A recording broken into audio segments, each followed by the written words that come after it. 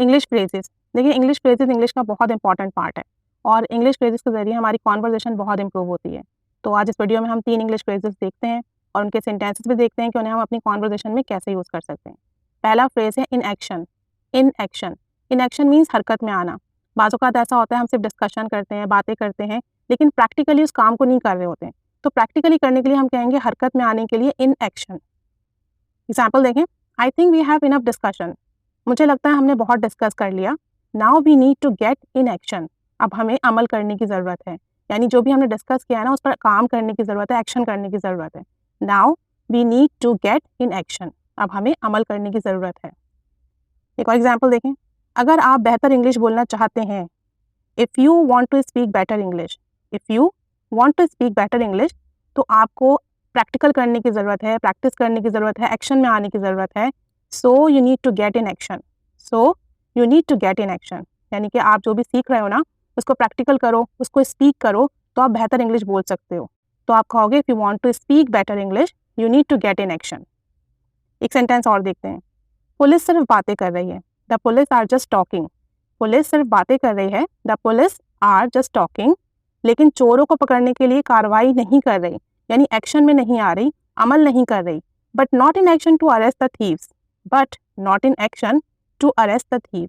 अब आप देखिएगा, अगर ऐसा कोई काम है जो आप सिर्फ डिस्कशन में कर रहे हैं, सोच रहे हैं, आइडियाज़ लगा रहे हैं, लेकिन उसको प्रैक्टिकली नहीं कर रहे हैं, या आप प्रैक्टिकल करना चाहते हो, तो इन एक्शन का वर्ड यूज़ करेंगे। दूसरा फ्रेज है in no time. In no time, in no time means बगैर वक्त ज़ाया किए, बगैर वक्त गवाए, एक लम्हा भी गवाए बगैर, एक लम्हा भी ज़ाया किए बगैर। जब ऐसा कोई काम हो जो आप करना चाहते हो, एक लम्हा भी देर किए बगैर, एक लम्हा भी ज़ाया किए बगैर, तो आप कहोगे इन नो टाइम। एग्जाम्पल्स देखें, आज ही से प्रैक्टिस शुरू कर दें, आज ही से प्रैक्टिस शुरू कर दें।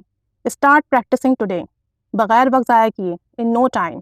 Start practising today in no time, यानी बगैर वक्त ज़ाया किए आज से ही प्रैक्टिस शुरू कर दें।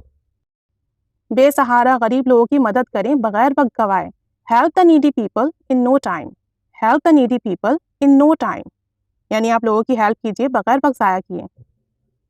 जल्दी करो, बगैर वक्त ज़ाया किए डॉक्टर के पास चलें। Hurry up, go to the doctor in no time, यानी मरीज़ की तबीयत बहुत ख़राब है, टाइम वेस्ट मत करें, टाइम ज़ाया मत करें, बगैर वक्त ज़ाया किए फ़ौरन डॉक्टर के पास चलें। तो आप कहेंगे hurry up, go to the doctor in no time. Hurry up, go to the doctor in no time. अब आप इन नो टाइम को अपनी सेंटेंस में यूज़ करें और बताएं कि कौन सा काम है जो आप बगैर वक्त ज़ाया किए करना चाहते हैं। एक लास्ट फ्रेज है इन a mess. In a mess, इसका मतलब ये होता है कि आप किसी मुश्किल में पड़ जाओ, परेशानी में आ जाओ, या चीज़ें बिखरी हुई हों, कमरा फैला हुआ हो, चीज़ें फैली हुई हों, यानी मैस हो, एक तरीके का ना कियोटिक सिचुएशन हो, बेतरतीबी हो, तब आप कहोगे इन अ मैस। अब ये आप लोगों के लिए भी यूज़ कर सकते हो, बिहेवियर के लिए भी यूज़ कर सकते हो, चीज़ों के लिए भी यूज़ कर सकते हो। सेंटेंस देखें, तकरीब के बाद पूरा कमरा बेतरतीबी का शिकार था, यानी हर जगह चीज़ें फैली हुई थी। The whole room was in a mess after the function. The whole room was in a mess after the function, यानी तकरीब के बाद हर जगह सामान बिखरा हुआ था, बेतरतीबी थी, हर चीज़ ख़राब थी। एक और सेंटेंस देखें, मुलाजमत से बरतरफ होने के बाद वो परेशानी में है। अब देखें, अब उसकी हालत ख़राब है, उसकी कंडीशन ख़राब है, वो परेशान है, तो हम कहेंगे she is in a mess after firing from her job. She is in a mess, वो परेशानी में है, after firing from her job, जब से मुलाजमत से बरतरफ हुई है, निकाली गई है। एक लास्ट सेंटेंस देखते हैं, वो इस शहर से निकलने के बाद मुश्किल में पड़ जाएंगे, परेशानी में आ जाएंगे, क्योंकि हमें पता है कि जहाँ वो जा रहे हैं वहाँ उनको कोई जान पहचान का बंदा नहीं है, वहाँ इश्यूज़ हैं, तो हम कह रहे हैं कि यार वो इस शहर से जाने के बाद ना परेशान हो जाएंगे। They will be in a mess after leaving this city. अब चूँकि फ्यूचर में है तो विल बी यूज़ हुआ है।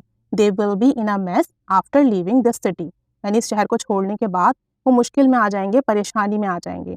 तो ये 3 आपके पास फ्रेजेस हैं, in no time, in a mess, in action. अब इन फ्रेजेस को यूज़ करके कीजिए अपनी कॉन्वर्सेशन में, सेंटेंसेस बनाइए।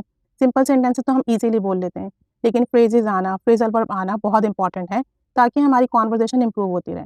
सिंपल से हैं, इनको यूज़ कीजिए, सेंटेंसेस बनाइए। कमेंट बॉक्स में ज़रूर सेंटेंसेस शेयर कीजिएगा। Keep staying with us, thanks for watching.